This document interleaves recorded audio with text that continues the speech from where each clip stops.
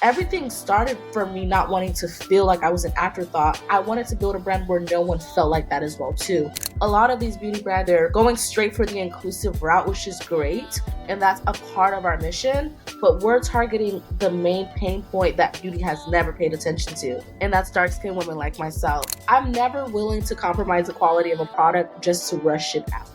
And I see that with a lot of brands because a lot of these brands, they'll have launches every day. But one thing that we always want to factor at Aeva Beauty is quality over quantity. And of course, our main priority is dark skinned Black women.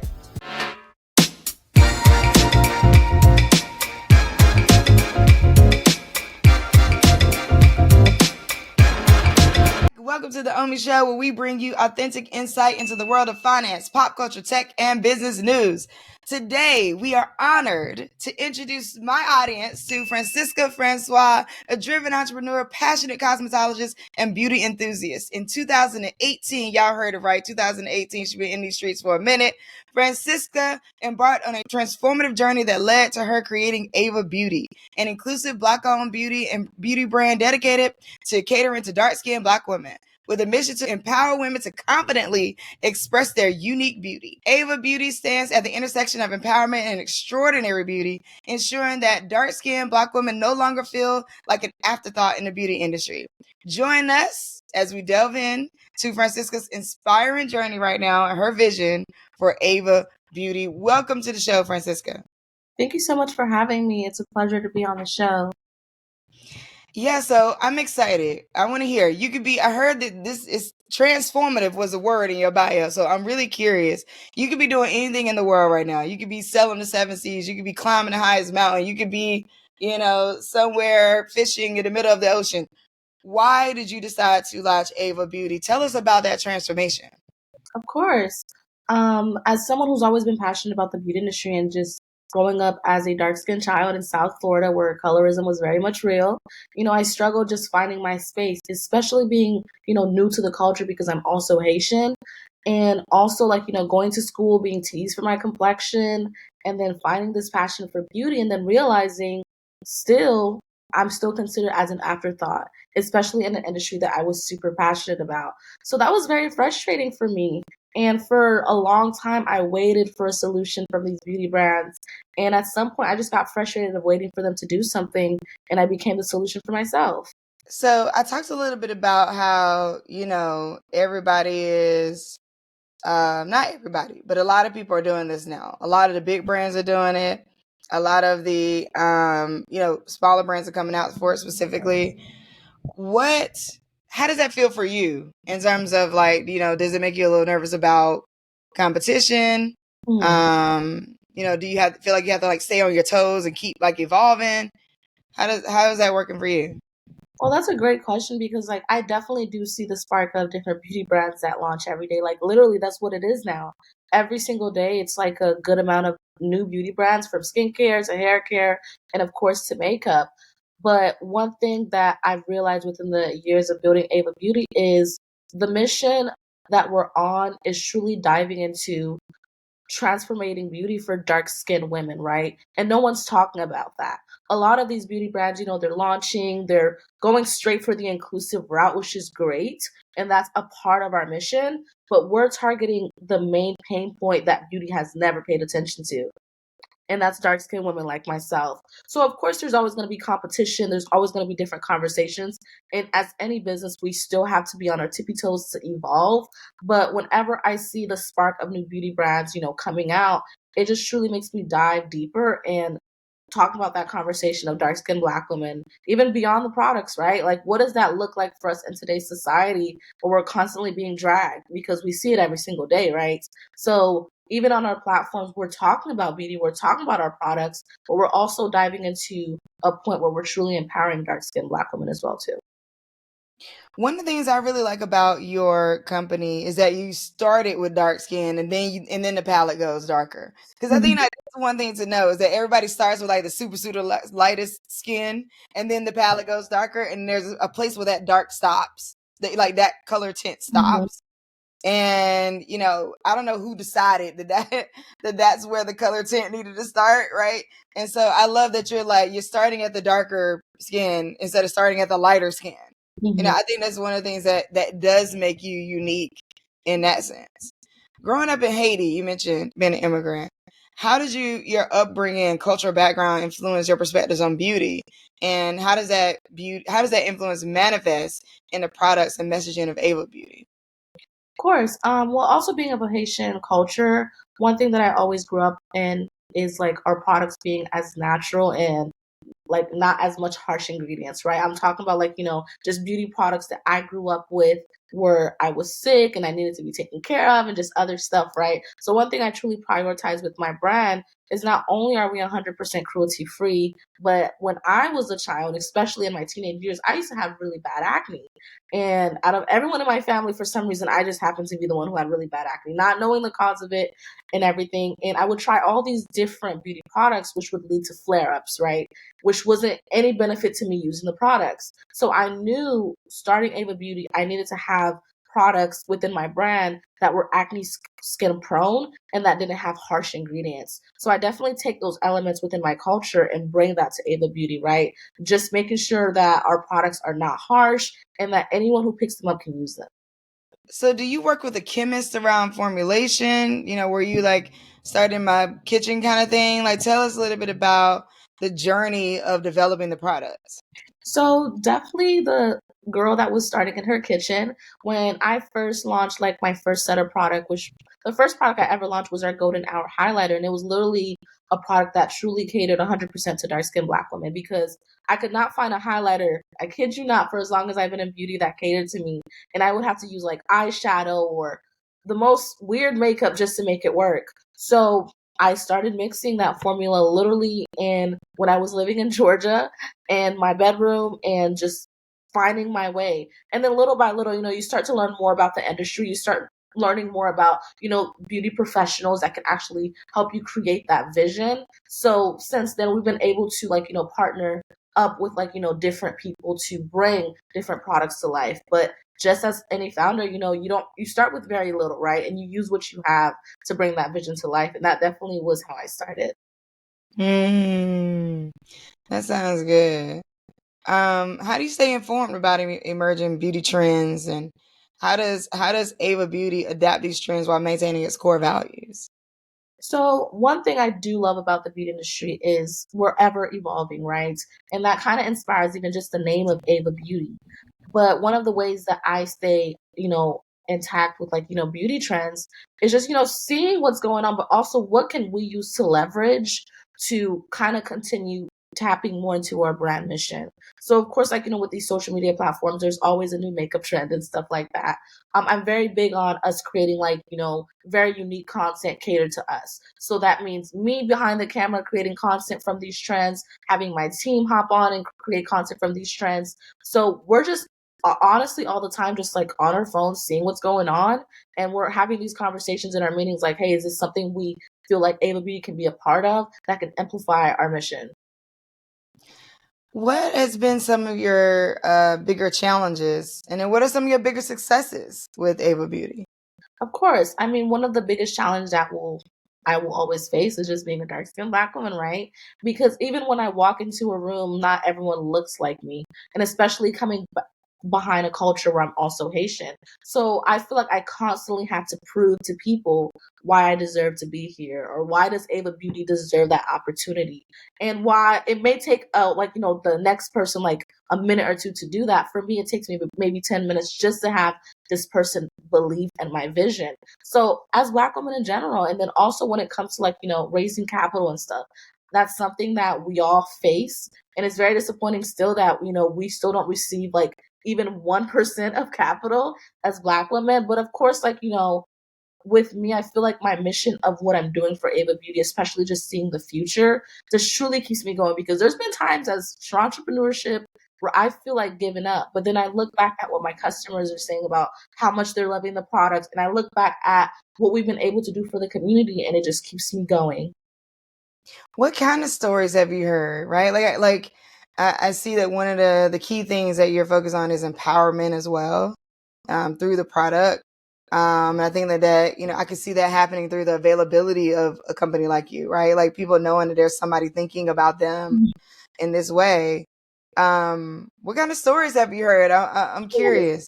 Yeah, so I know when we first launched that Hour highlighter, which was the first product we ever launched, a lot of the conversation around what people were loving was that they were never able to find a highlighter very similar to me that catered to them. So just seeing the reviews from dark skinned Black women that look like me, where they were saying, "Wow, I've never been able to find a highlighter that look good on me until today," or seeing like my customers saying, "I normally have acne prone skin, but your brand is the only products that I can use because they cater to my skin type."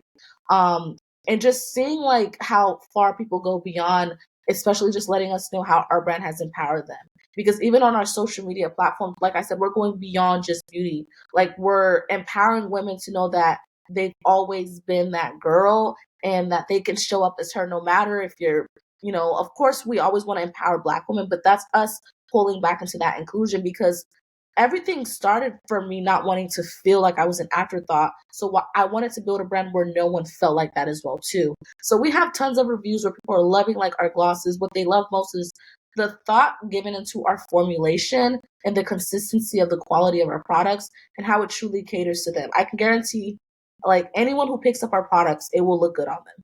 Like, nothing is ashy, nothing like shows up like horrible on your skin. Like, anyone that picks up the product, it looks 100% great on them. So, what products do you have? Because I know we keep saying product, and I heard the highlighter, but so far in the Aeva Beauty line, what are all the products? So far, the highlighters, of course, is what we started with. So that's a multi-purpose range that comes in like an amazing range of 10 shades, but then we also have seasonal shades. We also have our glosses, which is called Your Lips Feel Better, because pun intended, like, we took all the qualities of what was wrong with traditional glosses and created a line where it's literally Your Lips Feel Better. We also have an eyeliner, which is literally the best waterproof eyeliner that anyone can have, because I face so many challenges just not finding the right eyeliner, especially as Black women. Not everything shows up on our complexion, and we want to always prioritize that pigment. And we also have like just a great range of complexion palettes, from our blushes to our highlighter palettes, and of course our eyeshadow palettes. Now, one of the things that people have always requested from us is, when are we gonna come out with foundations? As a dark skinned Black Of woman, trust, course. I know the conversation of foundations, but my thing is, that's something I definitely want to put my bread and butter in and truly take time, because I know how these brands can be. So that's something that's still in the making for us. But currently, we just have an amazing range of products that you can just build a look with, from eyes, face, and lips.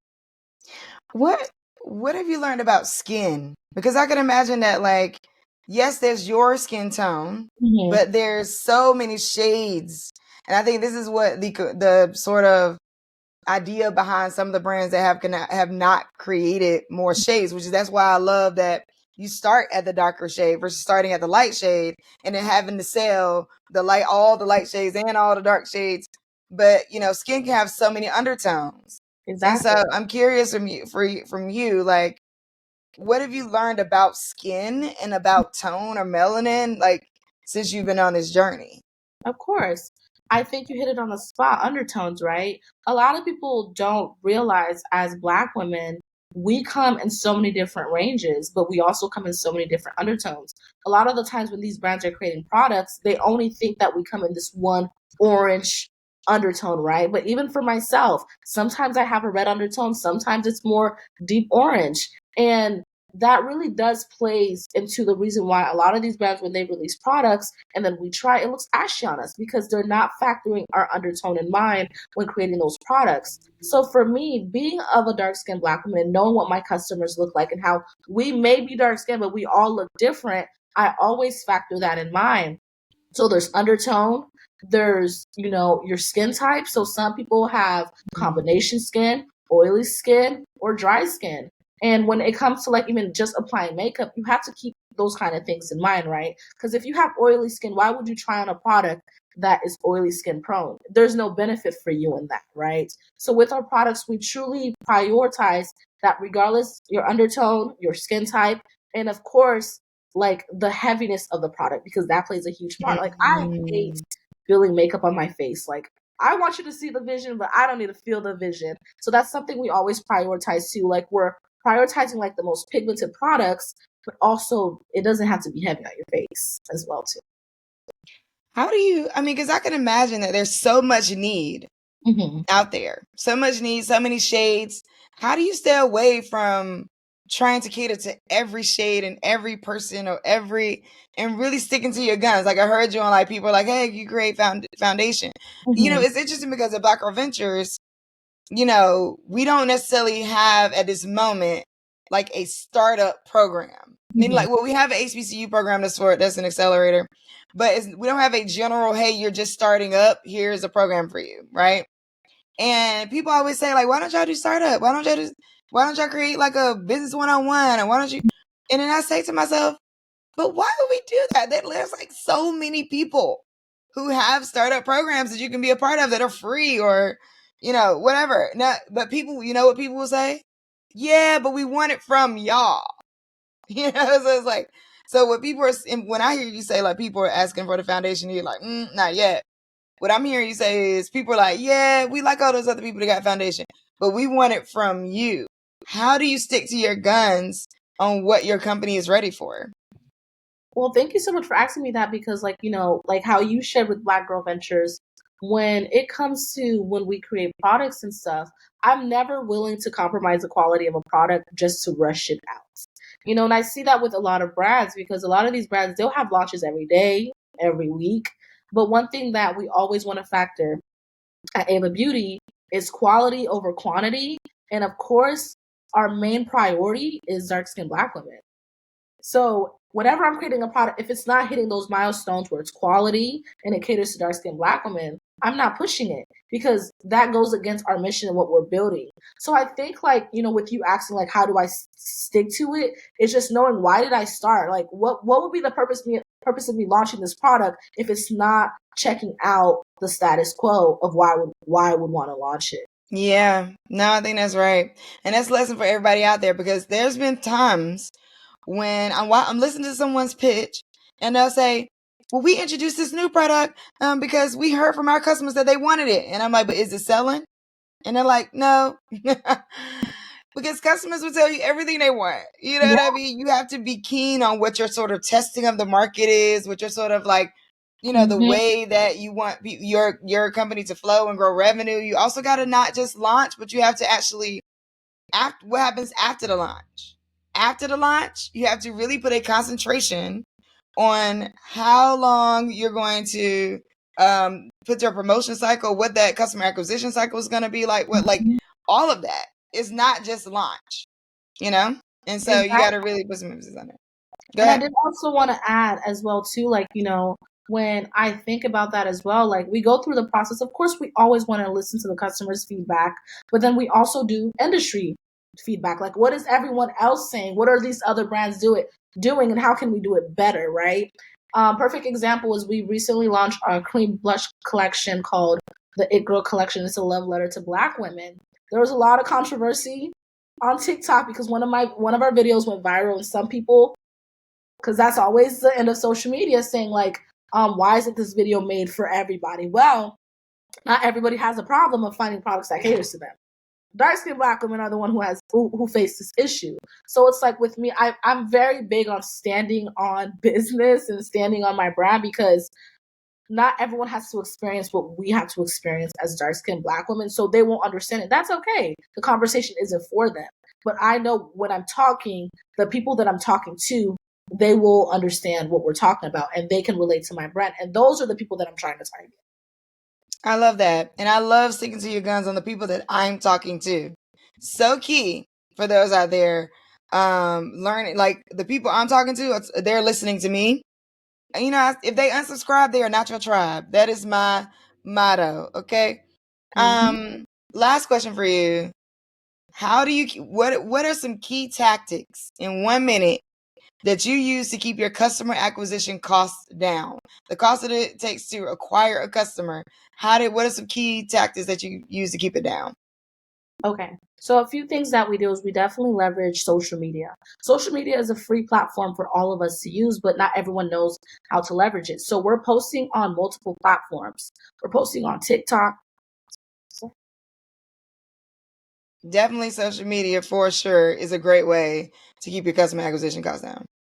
So yeah, we're posting on TikTok, we're posting on Instagram, and we're also doing live sessions. We're doing the things that most brands don't want to do organically to keep that cost down, because most of the times our customers are right in front of us. We don't really spend as much money on ads because we really do get a lot of our organic traffic through just really monetizing off social media and interacting with our customers, like with live events and of course live in-person videos on our TikTok and Instagrams as well. Yeah, I mean, that's what TikTok Shop is killing the game, because you can actually go see people actually use a product. I love that. Well, this has been so great. We had to go to a quick break. When we come back, you listen to the Omi Show. I'm Omi Bell. And when we come back, we are going to jump into the Ask Omi segment. Okay. And this is where our guest is now the one that gets to flip and ask me the questions that they want to ask me. And it could be anything from what I ate last night to what am I planning for the next year. So I'm handing the mic over to you, Aeva. Anything you want to ask me? So my first question is, number one, I've loved everything that you've done with Black Girl Ventures. I've been following your journey for a really long time, and it's just been beautiful to see what you guys have done. So my main first question would be is like, what challenges did you face in the early stages of building Black Girl Ventures, especially where you're in a unique space where you guys want to amplify and really empower and help Black and brown founders? In the early stages of Black Girl Ventures, some of the challenges that I faced are business model development, right? Like, what did I want it to be? So that first event where I threw a brunch in the house and 30 people showed up, 4 people voted, 4 people pitched. We voted with marbles and coffee mugs. If you like that person's pitch, you put a marble in their coffee mug. The person with the most marbles in the coffee mug, I gave the money back out of the door. I, at that time, knew that could be an event. I did not know that it can be a company that ends up sustaining itself with that as its first revenue generator, right? And so I tested it. And then we tried some other little things, like, can we do a course here or something like that? But what hit the hardest was the pitch competitions. And so we kept doing that. The decision to become nonprofit was actually a hard one for me, because historically Black and brown people are pushing to starting nonprofits because maybe whatever they're building doesn't build enough revenue. So people just decide, I'm going to go start a nonprofit, or people will tell you like, oh, you're not going to be able to get funding for this. So then we we create a nonprofit arm. And now here we are managing a charitable cause. Right. And I didn't view the work that I'm doing as a charitable thing, meaning like at first I was just like, no, we need to have a revenue generator behind this because we're funding businesses. What I started to understand about the work I was doing was this work is about civil rights. Even lack of access to the same terrible systems that everybody has access to is also still a civil rights issue. And so the fact that less than 1% of Black and brown women are getting access to capital, that's a civil rights issue, right? For me. And so that is where I started to be like, well, what business model makes sense? The nonprofit business model started to make sense.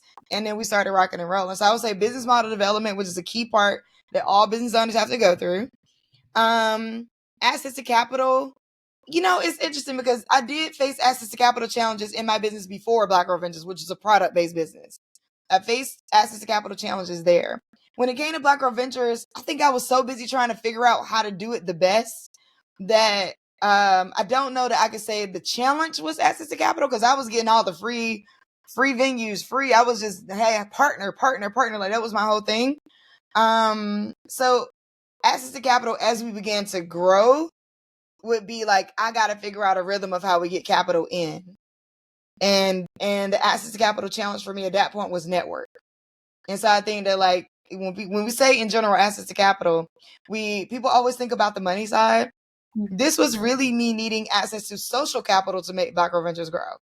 Because that social capital I could leverage into asking for more financial capital, or people starting to trust me more.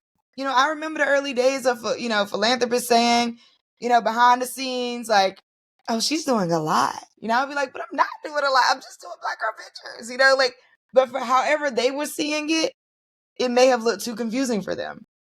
And eventually, as I, narrowed into like, here's what we're going to do. Here's who we are. Here's what we do. Core values, like getting really narrow, really focused. Then things opened up. Awesome. Thank you so much for sharing that. And I know you mentioned networking, right? And I wanted to know if you can elaborate how important is collaboration and community, especially being like it's the central thing when it comes to Black Girl Ventures, right? You guys are bringing people together, but I would love to hear like from your experience on how important has that been a part of your journey and tips you can provide to other founders because a lot of the thing I've experienced with other founders and them saying like I don't know where to start, like how do I just go out there and just tell people about my business? So I would just love to hear your point of view. I think first step on networking, and I have a book, Innovate, Originate, Motivate, Innovate, 7 Steps for Building a $1 billion network that can help with this as well. So I empower and encourage anybody out there to get the book, read it. Also, if you're one of our founders, I can ship you the book for free. It's been a journey around a mindset shift first, because you're not entering into the room as a charity, as an individual. You're not begging. You're offering someone an opportunity. And if you don't let people know what the opportunity is, they can't engage. Whether they're a customer, a funder, a potential partner, a potential advisor, mentor, we're always looking for opportunities. Everybody, that's a part of our nature as humans and consumers and clients, is that we're looking for opportunities. And those opportunities could be the things that make our life better, things that make our life easier, things that make things more efficient, things that save us time. Like, though we're looking for those opportunities. If you are one of those opportunities, then it is to your benefit to share that you have it. It's almost like saying, why wouldn't somebody who has water, like the people selling water on the street, they're not begging you to buy water. They're saying, we know you need water, you're thirsty, and we're right here. It's like that's the way to think of it. So they will typically stand on the busiest corner. So, let me lean into that because I'm glad I said it that way. Because what you will do when you realize that you're offering an opportunity and who you're offering that opportunity to is you will start to shape where you appear. So why would the people selling water appear on the less busy corner? That doesn't make sense. Why would they appear on the less hot day? Like they're appearing in places on corners where they know there's going to be a heap of traffic, where people are likely thirsty, getting off of work, getting off a freeway, right? It's like when you think about if you have a juice bar, a mobile juice bar, could you set up outside of a check cashing place? Sure. But you're going to double, triple your profit if you set up outside of a gym, right? Because you got people coming out who want to engage in healthy things. So it's a matter of understanding that you're providing an opportunity. Who exactly are you providing that opportunity to? And where do you need to appear so that their day is interrupted with the opportunity? And they're like, oh, shoot, I can't help but engage in this. Right? So that is it's starting to think of yourself differently. It's starting to understand yourself as a different entity, right? And to sometimes pull yourself apart for the business. Right? Like you don't have to be the business. A lot of times when you start out and you're small, you are the face of that business, but sometimes you're not. Maybe you hire people that are the face of the business. Maybe there's aspects of the business that you like, and there's aspects of the business that are the face, and you're like, nobody ever sees who the real founder. That's up to you. But first things first is understanding you're providing an opportunity, and where does your brand need to show up for that opportunity to run into you? Wow, that's like you hit it right on the nail. And one quote that I always think about is you only miss the opportunities that you don't take.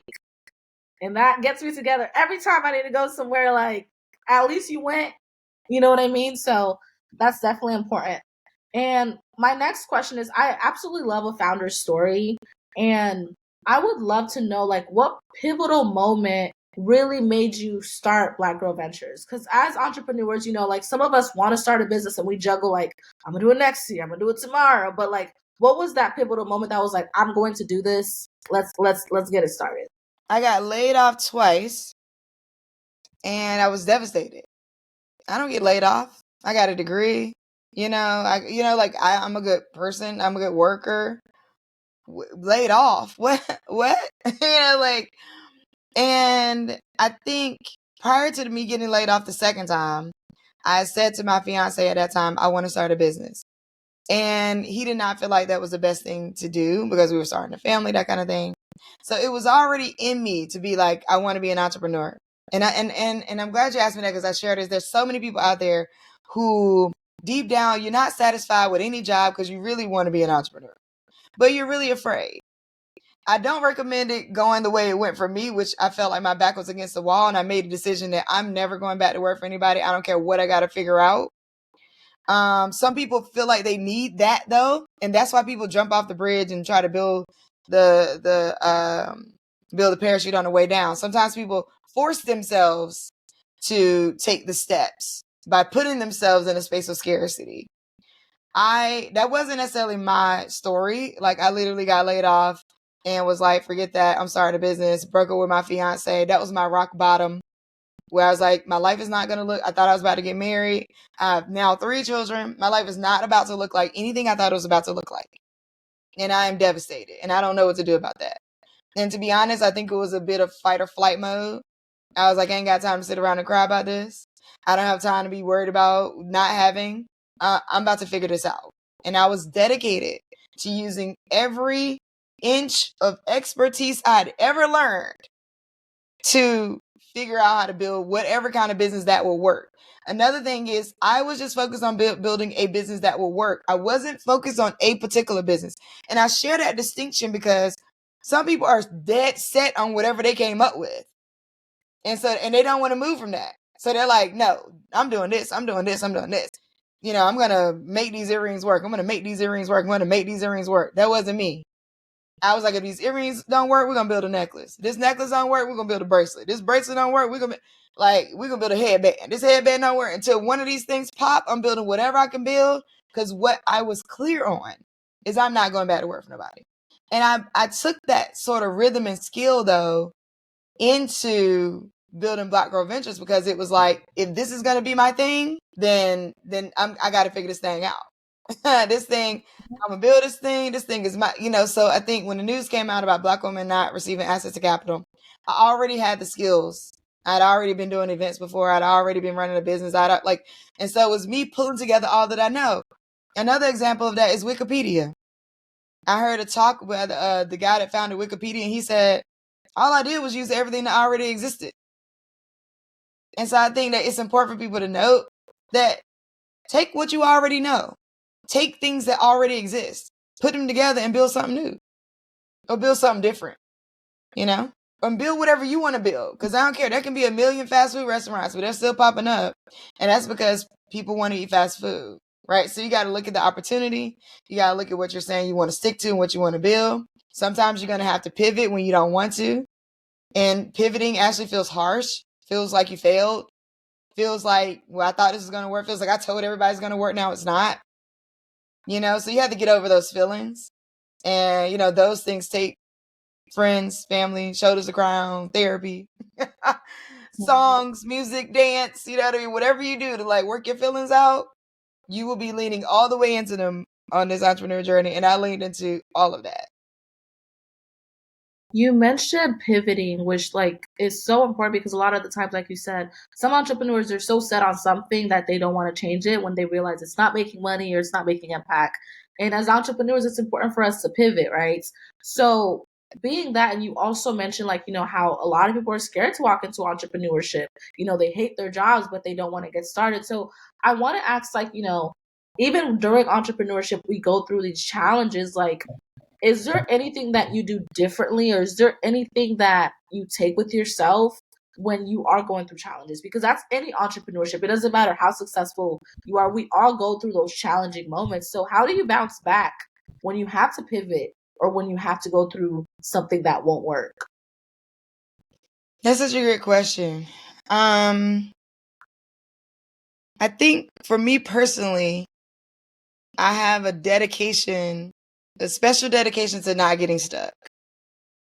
So I'm always trying to dig into my mindset and where it is. I would say I can't say that I don't know that everybody can do that, but that is my thing. Because what I realized from building so many things is that it is my decisions that will make this thing grow or not grow. And if I decide that I have failed, then I have. If I decide that I have succeeded, then I have succeeded. And I know that also sounds a little crazy, but literally, you are the only one that can decide these things. Now, granted, when you have investors or you have funders, or you have employees and all that, you deciding that you have failed will impact them. You deciding to pivot will impact them. So it's not to say that your influence or impact won't come to life as feeling negative, because it will. Trust is huge. I had to trust myself. I trust in the universe more than I trust anything. Whatever people call it, the universe, God, spirituality, whatever, like intuition. I'm huge on intuition. So one thing, when I feel like I'm pivoting or feel like I'm failing, I have my moment. I cry. I complain. I I go to therapy. I have my set of friends that I can do that to. I let the moment be. I'm a person at the end of the day. So I don't try to deny it. I don't try to go, I think to decide that I have failed still means it's a decision I made, and I have to own my participation in that and say, wow, you know what? I don't know what I'm doing, And I think that like it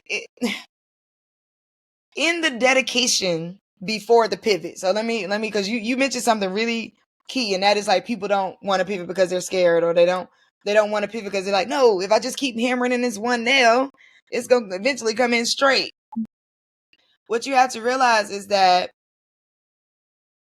before you decide to pivot, you have to have your own sort of tests for working and not working. And that should not be so abrasive towards your ego. Meaning, like, it shouldn't be your ego leading on, like, is working or not working. No. Your revenue is telling you it's not working, boo. It ain't ego telling you it ain't working, that it's working. Your revenue is saying this is not working.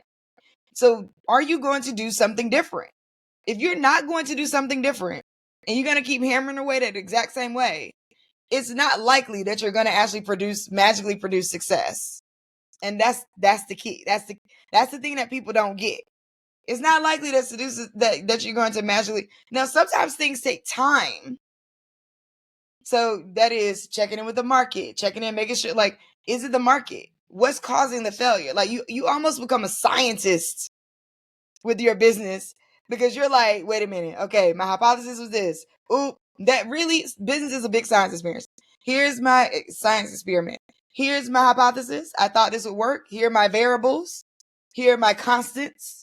Oop, I put this in. That didn't work. Okay, don't put that in no more. Okay, go away from that. You have to take that approach to business in order to really keep pushing through it.